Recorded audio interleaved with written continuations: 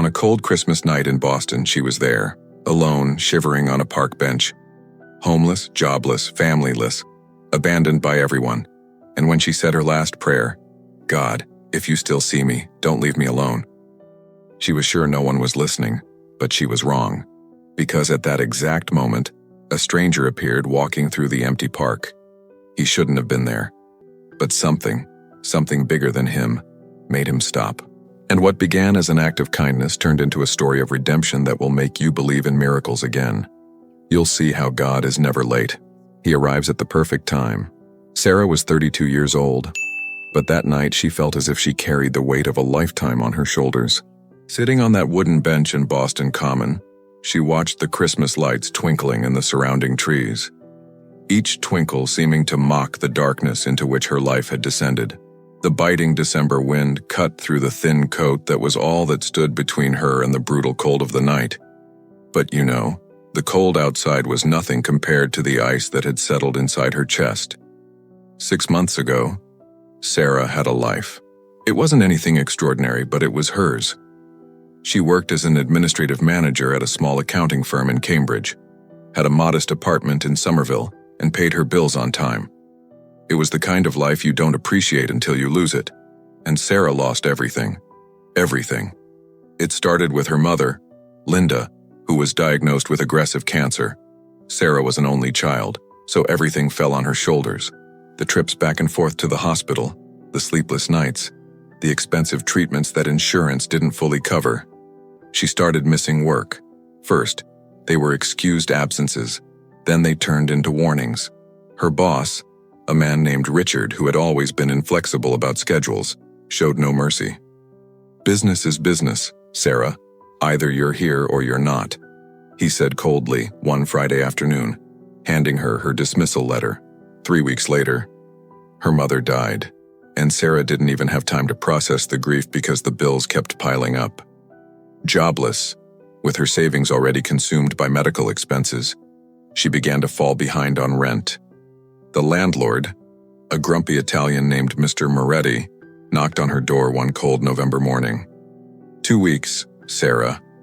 Either you pay or you leave." She didn't pay. There was no way she could. The family. Well, Sarah had an older brother, Thomas Angen, who lived in Seattle with his wife and 2 children.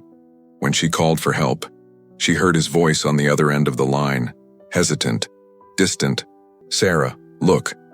We're in a complicated situation here too. The kids, the mortgage, you know how it is. I can't right now." His wife, Jessica, had convinced Thomas that Sarah was irresponsible and that lending money would be throwing it away. She heard the muffled argument in the background before he hung up. That was the last time they spoke. So there she was, on Christmas Eve, homeless, without family, without anything. She had spent the last 3 weeks sleeping in shelters when she could get a spot, or on park benches when she couldn't. That night, the Pine Street shelter was full. "Sorry, dear," said the volunteer at the door, a gray-haired black woman named Ruth. "There's no more room. Try again tomorrow morning." Sarah just nodded and went back to the streets. Boston Common was nearly empty. Families had already gone home to celebrate, to exchange gifts, to be together. Sarah huddled on the bench, pulling her knees to her chest in a pathetic attempt to stay warm. Tears began to fall, warm against the cold skin of her face. She wasn't crying out of self-pity, not exactly. She was crying from exhaustion, from giving up, from having nothing left inside her to keep fighting. "God," she whispered, her voice breaking in the cold air, "if you still see me, don't leave me alone." The words came out more like a last breath than a prayer. She didn't even know anymore if she believed anyone was listening.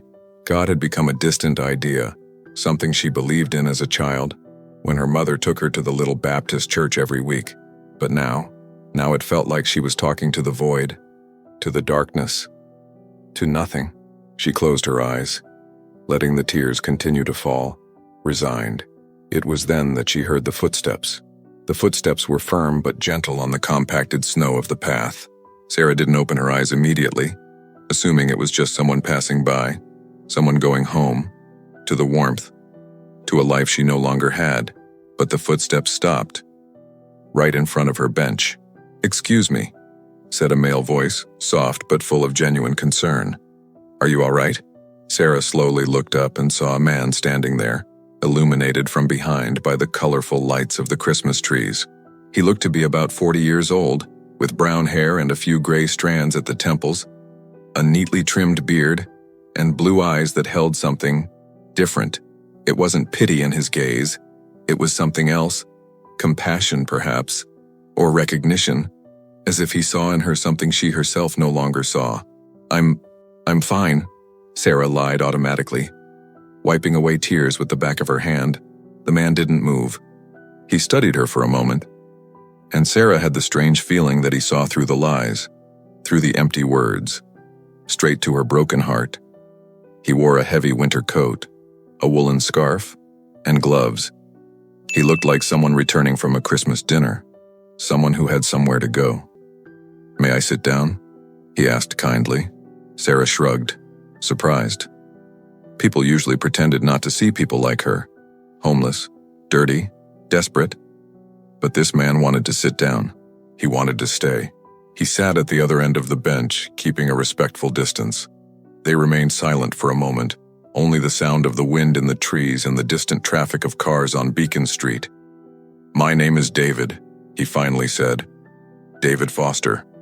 "Sarah," she replied softly, still suspicious, but something inside her, some part that hadn't completely died yet, wanted to believe that maybe this conversation would be different.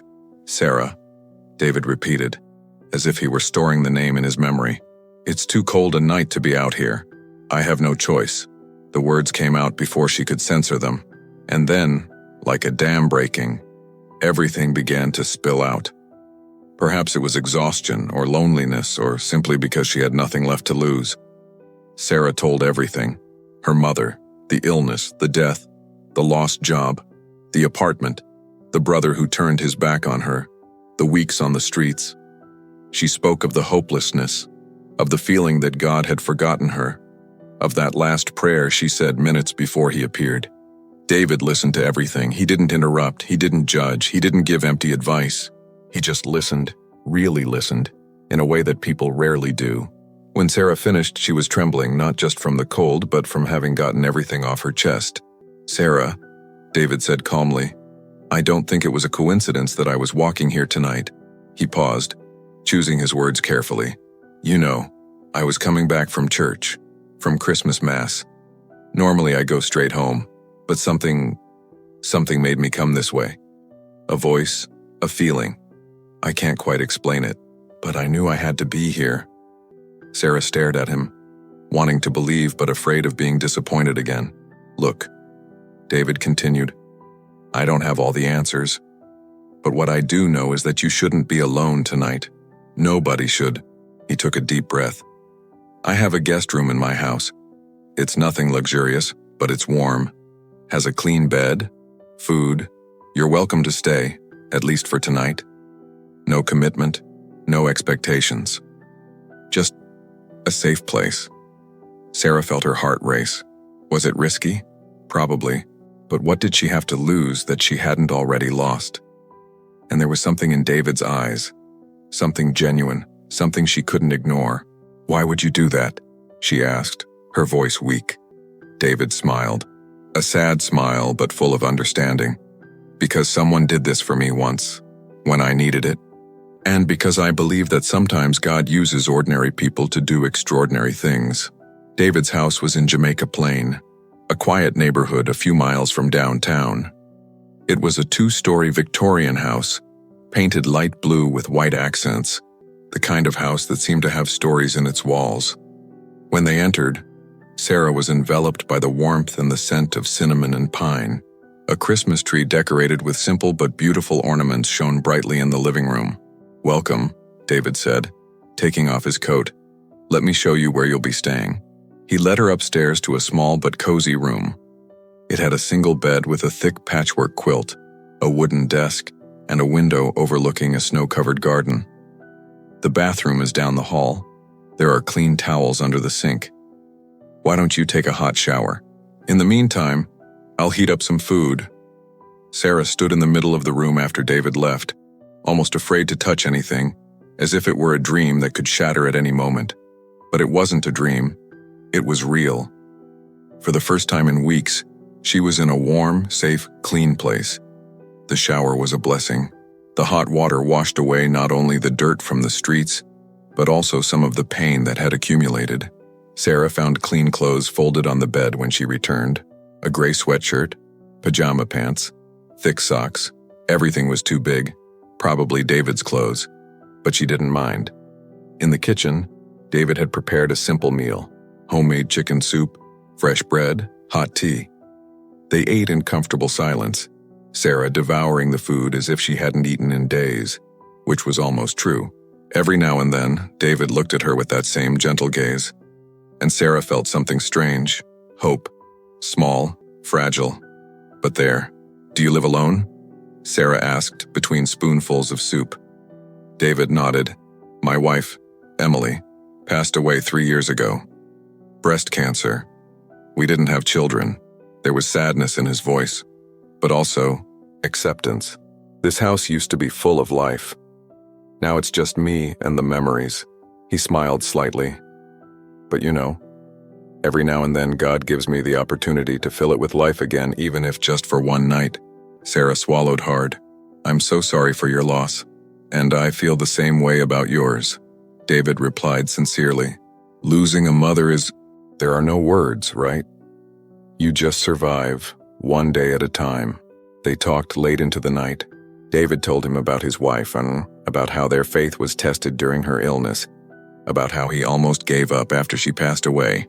"But the church community held me up," he explained. "Pastor Michael, the brothers, everyone, they didn't let me sink. And it was during that time that I understood that we weren't made to live alone, you know. We were made to carry each other." Sarah listened, absorbing every word. It had been so long since she'd had a real deep conversation with anyone. "I used to go to church when I was a child," she admitted. "But after I grew up, I stopped. I thought I didn't need to. And now I don't even know if God cares about me." David leaned forward, his eyes fixed on her. "Sarah, look where you are now. You said a prayer, right? And I appeared. Coincidence?" He shook his head. "I don't believe in coincidences. I believe in providence. God hasn't forgotten you. He never forgets any of us." That night, Sarah slept for the first time in weeks without fear, without cold, without despair. It was a deep, restorative sleep, the kind of sleep that heals not only the body, but also the soul. In the following days, something surprising happened. David didn't ask Sarah to leave. Instead, he offered her a place to stay longer, "until you get back on your feet," he said simply, and Sarah, still hesitant but desperately grateful, accepted. David was a math teacher at a public high school in Roxbury. Every morning he left early and returned in the late afternoon. Sarah used the time to clean the house, prepare dinner, and try to feel useful. But David always insisted, "You don't need to do anything, Sarah. You're my guest, not my maid." But Sarah needed to do something. She needed to feel that she wasn't just a burden, that she had value. And David, realizing this, let her help. On New Year's Eve, David took Sarah to his church, Grace Community Church in Dorchester. It was a neighborhood church, nothing fancy. A simple brick building with a small steeple and an illuminated cross out front. But when they went inside, Sarah felt something she hadn't felt in years: belonging. The people were warm and genuine. Pastor Michael, a black man in his 50s with a smile that lit up any room, greeted David with a bear hug. "David, my brother, Happy New Year." Then he turned to Sarah, extending his hand. "And who is this young lady?" "Pastor, this is Sarah. She's staying with me for a while," David explained matter-of-factly. Pastor Michael shook Sarah's hand firmly and warmly. "Welcome to the family, Sarah. Any friend of David's is ours too." And he meant it. Sarah could feel it. During the service, and something inside her began to thaw. The worship songs, simple yet powerful, touched places she had forgotten existed. And when Pastor Michael preached about new beginnings, about how God is the God of second chances, about how it's never too late to come home. Sarah felt the tears welling up again. But this time, they were different tears. They were tears of healing. After the service, David introduced her to several people. There was Margaret, an Irish lady with red hair and green eyes who worked as a nurse and immediately hugged Sarah as if she had known her for years. "Darling, you're beautiful. Welcome." There was James and Keisha, a young couple with 3 small children who invited Sarah and David to dinner the following week. There was Carlos, a car mechanic who offered to help Sarah with her resume and job contacts as soon as she was ready. For the first time in months, Sarah didn't feel alone. She didn't feel forgotten. She felt seen, valued, loved. Weeks turned into months. David helped Sarah find work. First a part-time job at a coffee shop in Brookline, then, with the help of Carlos's contacts, an administrative position at a small medical clinic. It wasn't what she had before, but it was a start. It was dignity. It was concrete hope. Sarah began attending church regularly, not out of obligation, but because she wanted to. She joined a Bible study group led by Margaret, where women of all ages and backgrounds gathered to study, pray, and support one another. There, Sarah shared her full story for the first time, and was met not with judgment, but with love and encouragement. And David was always there, not in an intrusive or controlling way, but present. He encouraged her, believed in her when she didn't believe in herself, reminded her that she was strong even when she felt weak. They talked for hours in the kitchen, about everything and nothing, about faith, about loss, about dreams, about life. Sarah began to realize something that left her both frightened and hopeful. She was falling in love with David. It wasn't a sudden or artificial infatuation. It was something that grew slowly, built on a solid foundation of friendship, respect, and shared values. It was the kind of love that lasts, the kind that is chosen day after day. And David? Well, he felt the same way, although he was slow to admit it. He didn't want to rush anything. He didn't want Sarah to feel pressured or obligated. But the feelings were there, growing, inevitable. It was on a spring evening, sitting in the backyard as the sun set in shades of orange and pink, that David finally said something. "Sarah," he began, his voice hesitant, "these last few months they've meant a lot to me. You've meant a lot to me." He looked at her, vulnerable. "I don't want to pressure you, and if you don't feel the same way, that's okay. But I need to be honest. I've fallen in love with you." Sarah felt her heart race. "And David?" she began, tears welling up in her eyes again, but this time they were tears of pure joy. "Me too. I fell in love with you." Sarah and David's relationship wasn't built on sand, but on solid rock. They weren't in a hurry. They spent months simply living, getting to know each other deeply, building something real. They prayed together, served together in church, grew together in faith, and gradually, what began as a rescue transformed into a partnership, into true and lasting love. A year after that Christmas night in the park, David proposed to Sarah. It was simple, authentic, perfectly them. He took her back to Boston Common, to the same bench where they had first met. The snow fell softly as he knelt, holding a simple gold wedding band. "Sarah," he said, his voice choked with emotion. "It was in this place that God answered both my prayer and yours. I was asking for purpose. You were asking for hope. And he gave us each other." Tears streamed down his face. "You made me believe in love again. You made me believe in new beginnings. Will you marry me?" Sarah couldn't even speak. She just nodded vigorously, smiling through her tears, and threw herself into his arms. Yes, 1,000 times yes. They were married at Grace Community Church in a beautiful and intimate ceremony. Pastor Michael officiated, Margaret was a bridesmaid, and James was a groomsman. The church was full of people who had become family, the real family, the kind that chooses to stay even when the storm comes. Keisha decorated everything with white flowers and lavender. Carlos played guitar during the ceremony, and when David and Sarah exchanged vows, there wasn't a dry eye in the church. "I promise to love you," David said, holding Sarah's hands. not just on good days, but on difficult days. I promise to be your shelter when the storm comes. I promise to walk with you in faith, always. I promise to honor you, Sarah replied, her voice firm, despite the tears. Not just with words, but with actions. I promise to be your partner, your friend, your love. I promise to always remember where we came from and where God is leading us. Married life was everything Sarah never knew she could have. She and David transformed that Victorian house into a true home. They filled the rooms with laughter, prayers, and love. Sarah continued working at the medical clinic and was eventually promoted to administrative manager, the very position she had lost years before, but this time in a place where she was valued and respected. But Sarah and David didn't keep the blessings to themselves. They remembered where they had come from, the pain they had endured, the hands that had lifted them up. And they decided to be those hands for others. They started a ministry at the church called Second Chances. It was a simple but powerful program. They helped homeless people find housing, jobs, and community. David used his contacts as a teacher to help with education and training. Sarah used her experience to help with resumes, on interviews, and professional skills. And together, with the support of the entire church, they changed lives. There was Marcus, a 38-year-old war veteran with PTSD who had been living on the streets for 2 years. David and Sarah welcomed him as they had been welcomed. Today, Marcus works as a counselor for other veterans and is an active member of the church.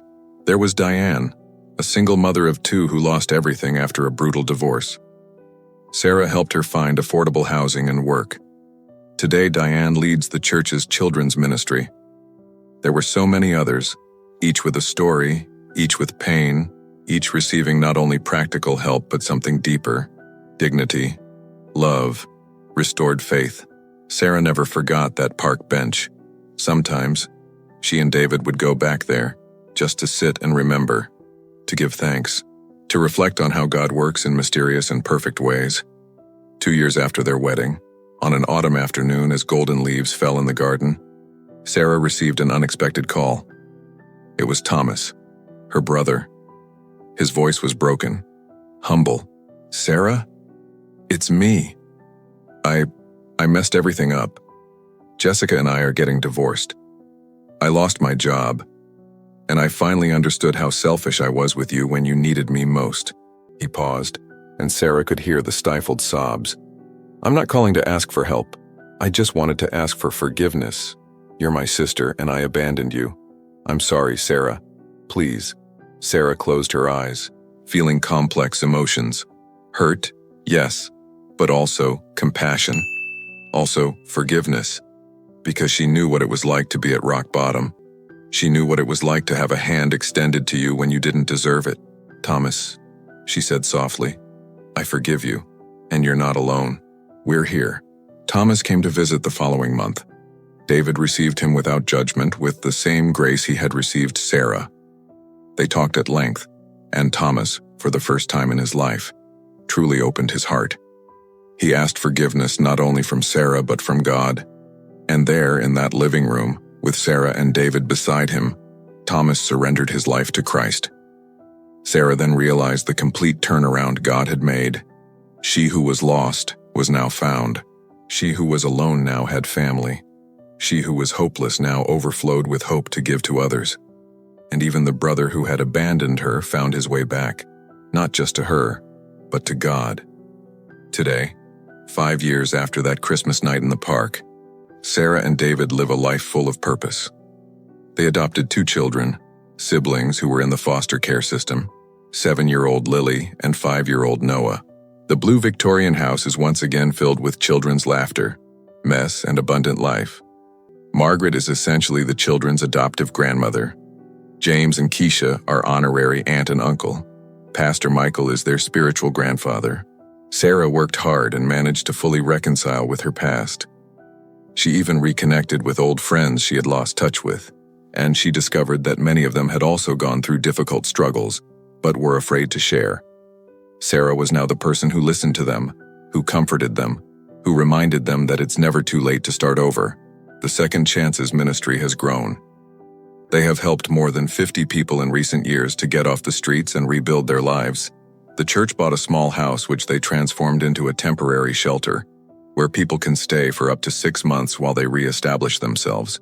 Sarah coordinates everything with passion, always remembering that she herself was one of those people. On a Christmas night, exactly 5 years after that meeting in the park, the family was gathered in the living room. The tree was shining. The children were playing with presents. David was softly playing the guitar. Sarah sat in the armchair, observing everything, and her heart overflowed with gratitude. David looked at her and smiled, that same gentle smile from 5 years ago. "What are you thinking about?" he asked. Sarah wiped away a tear that had escaped. "I'm thinking about how faithful God is, how he never forgot me, even when I thought he had, how he was already sending you before I even asked." She looked around at the children, at the house, at the life they had built. "I'm thinking that that night in the park wasn't the end of my story. It was just the beginning." David stood up and went to her, kissing her forehead. And what a wonderful start that was. Later, after putting the children to bed, Sarah went out onto the back porch. The snow was beginning to fall softly, just as it had that night 5 years ago. She looked up at the starry sky and whispered a prayer. But this time it wasn't a prayer of despair. It was a prayer of deep gratitude, the kind that comes from someone who knows the valley and has been brought to the mountain. "Thank you," she said simply. "Thank you for seeing me when I thought I was invisible. Thank you for sending me David. Thank you for giving me a family, a purpose, a life I never dreamed possible. And thank you for teaching me that the Lord is never late. He always arrives at the perfect time." The cool night wind blew gently, and Sarah felt in her heart that peace that surpasses all understanding. The same peace she had first experienced that night in the park, when a stranger became a miracle, when a desperate prayer became the beginning of everything good and true in her life now. Because in the end, Sarah learned the deepest truth of all. God never abandons his children. Even when we think we are alone, he is working behind the scenes, preparing something better than we could imagine. He sees every tear, hears every prayer, and at the right moment, not in our time, but in his perfect time, he moves heaven and earth to reach us exactly where we are. Sarah went back inside, where David was waiting for her with a cup of hot chocolate. They sat together on the sofa in comfortable silence, watching the Christmas tree lights twinkle. And in that silence, there was fullness. There was gratitude. There was the absolute certainty that they were exactly where they were meant to be, doing exactly what they were called to do. Because sometimes the greatest miracle isn't what God takes away from us, but what he transforms. Pain into purpose, loss into gain, despair into unwavering hope, and 2 lost souls in a family that now shines a light for others who are still in darkness. The story of Sarah and David is living proof that God doesn't work in our time, but in his perfect time. When Sarah was on that bench, freezing and giving up, she didn't know that the miracle was already on its way. She didn't know that her desperate prayer was being answered even before it was made. Sometimes we think we are alone, forgotten, abandoned, but the truth is that God sees every tear, hears every whisper, and is preparing something greater than we can imagine. If you are going through the valley now, hold on tight. Your story is not over. The best is yet to come. If this story touched you, leave a like, comment what you thought, and subscribe to keep hearing stories like this.